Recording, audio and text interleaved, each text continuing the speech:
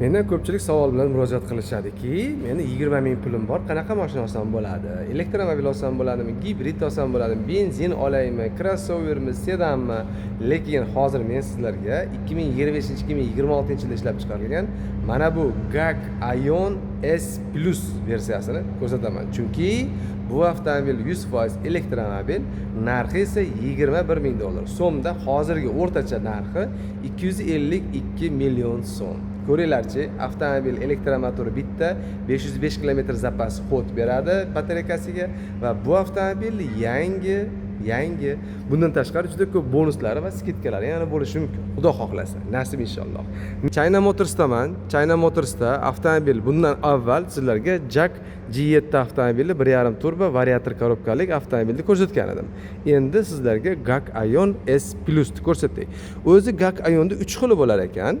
Bu o'shanda ikkinchi pozitsiyasi, ya'ni bu GAC Aion S Plus o'zi. Bundan keyin S Plus Max bo'lar ekan, GAC Aion S bo'lar ekan. 3 xili bo'lar ekan. Endi bu avtomobilimiz bitta elektromotor, to'liq batareyka elektromobil 100% batareya bilan yuradi va bu avtomashinamizni nima desak bo'ladi? Taksiga, shaharda ichiga, oilaviy ota-onalarga ko'p yurmaydigan, misol uchun shaharda ichida misol 1 kun, 2 kun, 3 kunga yoki bir hafta 10 kunda bir zaryad qiladigan insonlarga juda ham yetib ortadigan avtomobil deb o'ylayman. Sababi bu avtomobilni hozir sizlarga to'liq ko'rsataman. Avtomobil juda ham nima desa bo'ladi? Kompaktni desak ham bo'ladi, keng desak ham bo'ladi. Mashina ozgina haligi o'zini o'zi o'ylaydiganlar uchun desak ham bo'laveradi. Avtomobilimizning to'liq ko'rinishi shunday, juda ham bir chiroyli mana bunaqangi yo'llari bor. Ruchkalarimiz prostoy, mana shu prostoy ruchkalarga 5 6, 7, 8 ochko bersak ham bo'ladi. Endi qimillaydiganlarni ko'ryapmiz ahvolni. Qishki kunlarda, boshqa sharoitlarda, boshqa joylarda. Diskamiz avtomobilda bunda ham 17 lik diska o'rnatilgan, 215 ga 55 profilda, qalinligi 55 profilda va avtomobilimizni oldi tortadi. Oldi hadovoy qismimiz o'sha McPherson, orqa hadovoy qismimiz esa zavisimiy balka, ya'ni prostoy, oddiy, lekin shu bilan birga yumshoq va avtomobilni tez drive qilib ko'rish imkoniyatlar bor. O'zingizlar javob bersanglar bo'ladi avtomobilda. Avtomobilda bakoyni o'ylab kelayotgandim. Pavrotniklari bilan birga, dvorniklarimiz, mashinamiz 505 km yuradigan toza yangi avtomobil va lidar funksiyasimiz ham bor, ya'ni adaptivniy cruise control. Bu yerdan zaryad qilamiz, albatta tez va sekin. Bunisi kichkina zaryadnik sekin uyda o'zimizda, bunisi esa ko'chada tez zaryadnikda darrovda zaryad qilsangiz bo'ladi.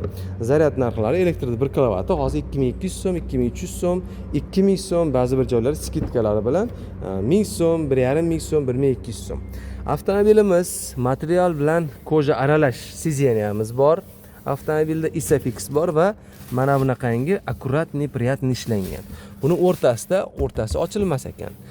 Lekin avtomobilimizni bir qismi o'sha bir 60 ga 40 bo'lingan va sidrani yotqizsak orqasi kenggina bo'lib qoladi.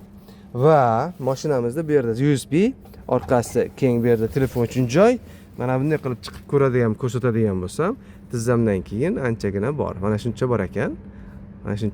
Bitta like bosib qo'yasizlar, xudo xohlasa.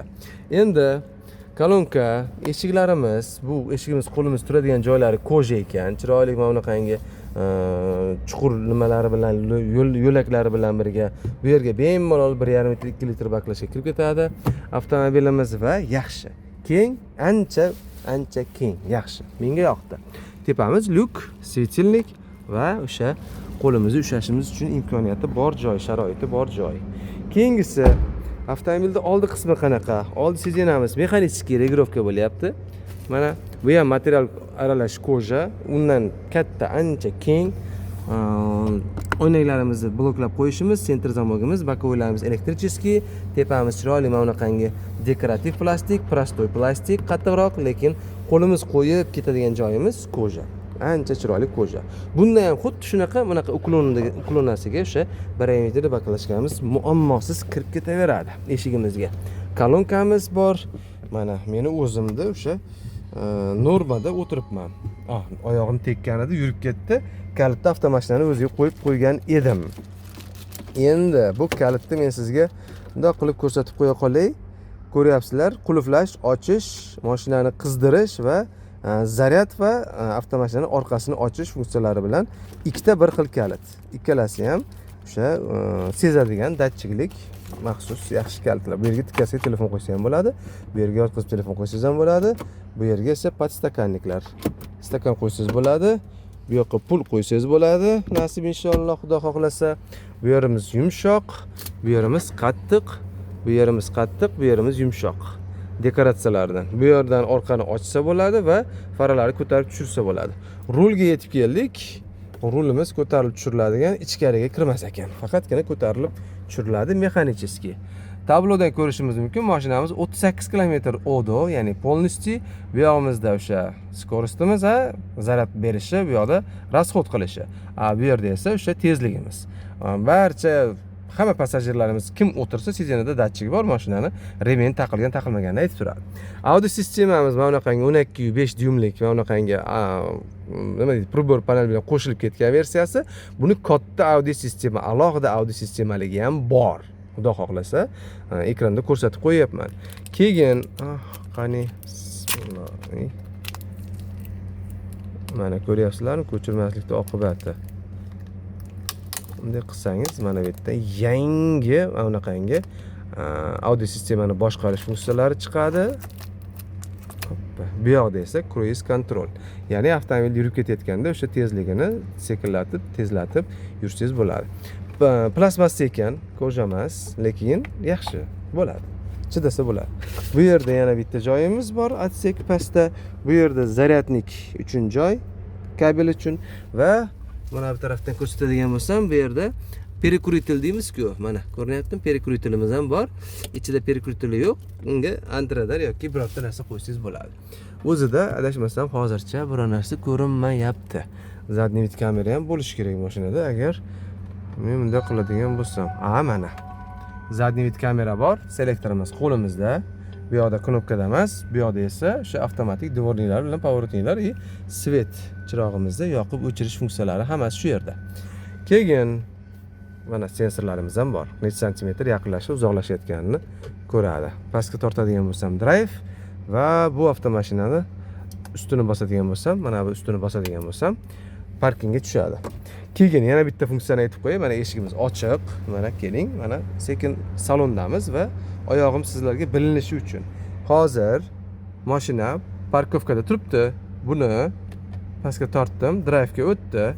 Endi sekin oyog'imni tormizdan sekin oladigan bo'lsam, hoppa, drive-da oldiga yurmadi, zadniga urdim. Zadniga ham yurmadi. Endi qarab turinglar. Sababi mashinamizning eshigi ochiq. Eshikni ko'taraman, oyog'ida tormizdan olganman. Mashina reversda orqaga yurishga turibdi. Eshikni yopaman. Hoppa. Yopdim-a? Qaranglar. Endi shundoq tormizni bosib, buni drive-da bostirib qo'yib oladigan bo'lsam, mashina qani?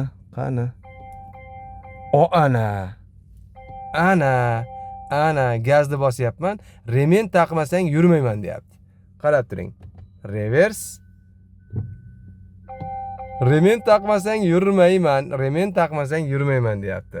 Mana bunaqa mashinani olish kerak.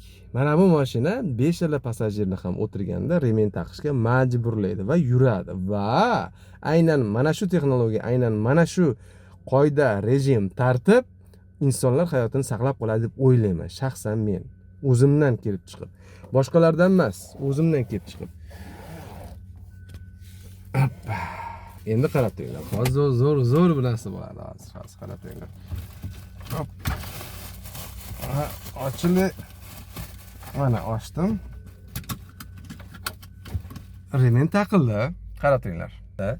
Mana tablo reversda turibdi. Drive-ga oldim. Mashinani sekin tormozini qo'yib yuboradigan bo'lsam, mashinani o'zi yuradi. To'xtadim. Reversga oldim. Mana qo'yib yuborsam, mashinani o'zi yuradi. Ko'ryapsizlarmi? Mana tormozni bosib to'xtadim. Drive-ga urdim, qo'yib yubordim. Ya'ni bu avtomobilimiz elektromobil bo'lgan. Elektromobilda signalda yuradi, ovozda yuradi. Keyin nima qiladi? Ichki yonuv dvigateli avtomobillarda drive-ga yoki reversga ursalaring, u xalas tormozni qo'yib yuborgan paytinglarda xalasda xuddi yuradi. Bu elektromobil ham xolastoy xodda yurish funksiyasini qo'shishgan. Xuddi ichki yonuv dvigateli, ya'ni o'sha o'zimiz обычный motorlik mashinalarda funksiyasini qo'shib qo'yishgan. Malatsi. Juda ko'p narsasini ko'rsatdim. Oxirgi funksiya, eng oxirgisi. Mashina yurib turibdi. Eshikni ochdim xolos, tormozni bosib turibman. Qo'yib yubordim mana. Parkingni bosganman. Men hozir sidenadan shundoq tushsam, mashina o'chadi. Qarab turinglar. Hoppa. Ana. Men nimani bosdim, men bir ish qildim. Sidenada shunchalik datchik borki, avtomashin haydovchisi avtomashinadan tushdi deb turib, mashina o'zi o'chadi. Men eshikni ochib o'tirsam, mashina yonadi. Xuddi shunaqa mashina juda ham aqlli mashina. Bu mashinada taksi qilib, Toshkent shahrida tirikchilik qilib foydalanib yurgan insonlar bor. Avtokreditga chiqarib, mashinani o'zidan mashinani kreditini yopib yuborayotganlar ham bor, kam emas va bu avtomobilimiz Xudo xohlasa GAC Ion S+ bo'lyapti. Aloqaga chiqsanglar 0 da probekda bu mashinani olsanglar bo'ladi. Menimcha juda ko'p funksiyalarni aytdim. Ochildi. Hoppa. Va bu mashinani sotib olishga, ko'rgani kelishga уже menimcha ko'pchilik tayyor.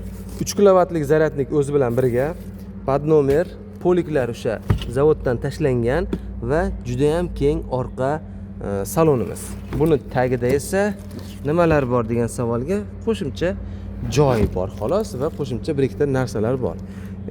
Bu orqa kapotda men shu orqa kapotni yopgani narsa topa olmadim. Bu yoqda esa VIN kodimiz. Aytgancha bu mashinadan soni sanog'i cheki yo'q.